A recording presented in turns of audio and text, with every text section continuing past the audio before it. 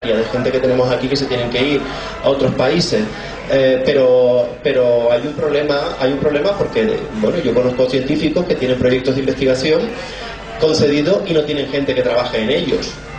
Entre ellos, bueno, mi director de tesis, por ejemplo, ahora tiene un marroquí y una rusa, porque no encontraba gente española para trabajar en el proyecto. Está trabajando en pilas de combustible y no tiene gente, ¿no? Entonces, bueno, ahí también hay un problema y nosotros lo achacamos a los medios de comunicación. ¿Por qué? Pues porque yo no voy a criticar, ¿no?, a nadie en general, por lo menos en esta parte, ¿no? Pero se cuestionan mucho los métodos didácticos de la ciencia.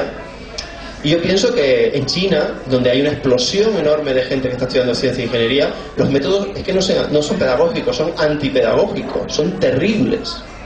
Y allí no hay problema para estudiar ciencia, ¿no? Sí, ¿vale? Yo no digo que haya que cambiar métodos, pero es que en Finlandia, que se supone que es el país del informe PISA más importante, en Finlandia tiene un problema enorme. No tienen tampoco gente que quiera estudiar ciencia e ingeniería. Problema enorme, ¿no? Y yo, bueno, pues modestamente nosotros decimos, ¿por qué ahora tenemos no sé si aquí hay profesores de instituto y tal? Ahora tenemos la selectividad y luego los chavales van a elegir carrera. ¿Cómo se elige? Bueno, que hayan ido a la universidad, pues recordarán cómo eligió, ¿no? Pues muchas veces por impulso. Es como cuando se compra. El otro día detectaron un estudio que también puede ser un estudio chorra, ¿no? Pero que son en 10 segundos uno decide la compra de algo, ¿no? Si te gusta o no una compra compulsiva. ¿Por qué se elige o no? Bueno, pues se va creando en la cabeza una serie de elementos irracionales. Y nosotros, por ejemplo, hemos comparado, parecerá una cosa muy friki, ¿no?, pero hemos comparado las casas, las viviendas de, por ejemplo, los abogados o los periodistas en las series de televisión y las viviendas de los científicos. Por ejemplo, Doctor House, ¿no?, que es el prototipo de ser racional, ¿no? Bueno, pues es un desastre, ¿no? Las de los científicos, todas están desordenadas, no tienen nada en la nevera vacía. Es una vida que a ti no te gustaría llevar. Y eso no es cierto que los datos reales tengan digan eso de la gente que hace física frente a la gente que hace. O sea, la casa de un físico o de una física no está peor que la de un periodista o la de un abogado. Depende de la persona. O sea, es que no tiene que ver la titulación con cómo esté la casa de ordenado, si tiene parqueo, si la casa es más grande o más pequeña. Depende de cómo te haya tratado la vida, ¿no? Bueno, en fin. Y sin embargo en la televisión es abrumador la diferencia, ¿no? Es abrumadora. Otra cosa muy divertida es la vida. Claro, cuando uno tiene 17 años, pues pretende tener una vida sentimental por lo menos intensa, ¿no? Al principio, luego vamos reduciendo las expectativas, pero al principio la quieres mejor, ¿no? Y claro, nosotros hemos analizado pues las vidas de los profesores de literatura frente a los de los profesores de física, ¿no? Y los profesores de literatura pues siempre tienen grandes romances con sus alumnas y vidas intensas y hacen cosas así, pues todos los vemos, desde ¿cómo se llama esta película? Que era un profesor de literatura en un colegio, el Club de los Poetas Muertos, desde esta hasta, en fin, hasta otras muchas. Y el profesor de física pues siempre es alguien marginado, que no le interesa la vida social, bastante cascarrabias, que siempre le hace sufrir al alumno, y que es el peor profesor de todos, ¿no? Eso no tiene ninguna base científica que sea así. ¿Por qué los guionistas siempre lo hacen así? El otro día me mandaron una película, un compañero un ingeniero, profesor de ingeniería de la Carlos III, que hace cine, ¿no? Y fue curioso porque además había leído mi libro. Bueno, no sé si había leído, yo creo que la película la hizo antes y tal, ¿no?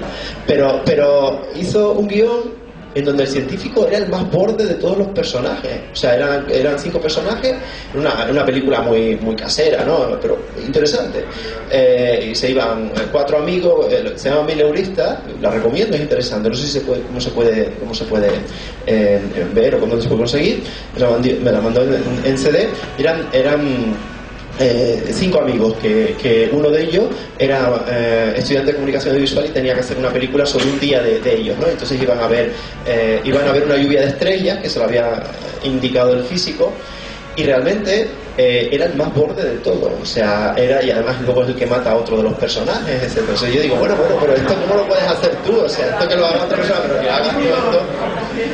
Entonces, quiero decir que existe eso, ¿por qué? Porque en el imaginario eso ocurre, y desde el punto de vista literario, pues ya desde Próspero, el personaje de Shakespeare en La Tempestad, el personaje de Próspero, pues es un personaje realmente duro y un personaje,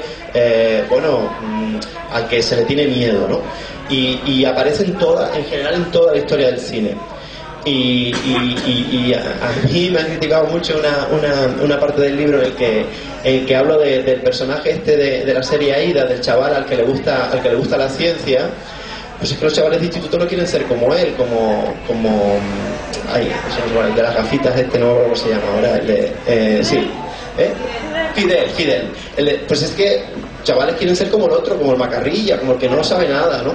Eso yo creo que está desincentivando muchas veces muchas vocaciones. Y a mí me parece que hay una relación directa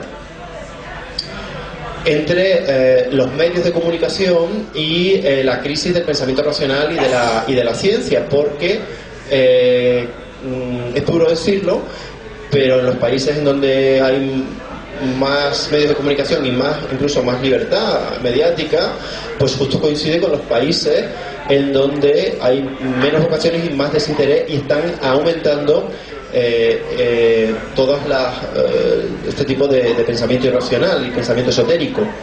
Y sin embargo, es curioso, por ejemplo, que la época en donde más interés ha habido por la ciencia en la sociedad fue la posterior a la Segunda Guerra Mundial, en la que había una ley de secretos científicos que prohibía básicamente divulgar la ciencia, porque se consideraba que si se divulgaba podía caer el avance científico en manos de los enemigos, y que básicamente, sobre todo en la Guerra Fría con Estados Unidos y Rusia, y durante un tiempo existió, y durante toda la guerra y algo de la posguerra, ¿no?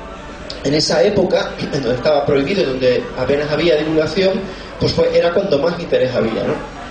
Por lo tanto, tenemos que, en general, profundizar, investigar, detectar qué está sucediendo, por qué está ocurriendo esto, y qué responsabilidad tienen los medios de comunicación. Yo siempre digo que si los medios de comunicación renuncian al pensamiento racional, entonces no tienen objeto, ¿no? Porque el periodismo ahí comparte objetivo con la ciencia, ¿no? Porque tanto los periodistas como los científicos tenemos el mismo objetivo, que es buscar la verdad y hacerla pública.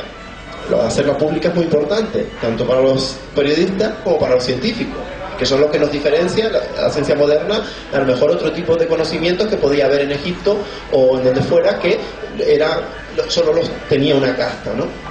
Por lo tanto, es importante esas dos cosas.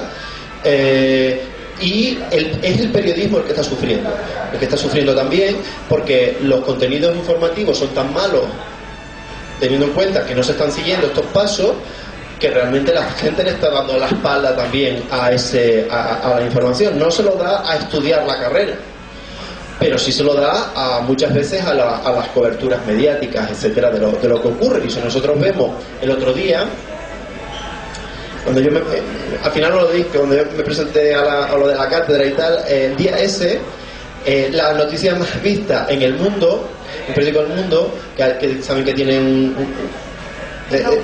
la noticia más vista era una que era un inglés que lo habían condenado por zoofilia, que había sodomizado a un caballo, me parece que era, y eso era entonces, claro, si nosotros lo que hacemos es el gusto de la audiencia, pues entonces eso sería la noticia de portada, que era ese día, fue el miércoles, creo que era el día que se votaba en el Parlamento la reducción, la reducción esta del presidente del gobierno de Zapatero, la reducción a los funcionarios y la congelación de las pensiones para salir de la crisis. Y la gente leía esto otro, ¿no? Pues sí, creo que tenemos una función, los periodistas, de jerarquizar lo que es importante, lo que se debe saber, y además utilizar un método racional para determinar qué es lo importante, que no suele coincidir a veces con lo interesante. No tiene por qué coincidir, y en este caso bueno, a lo mejor es interesante, pero desde luego no era importante, ¿no?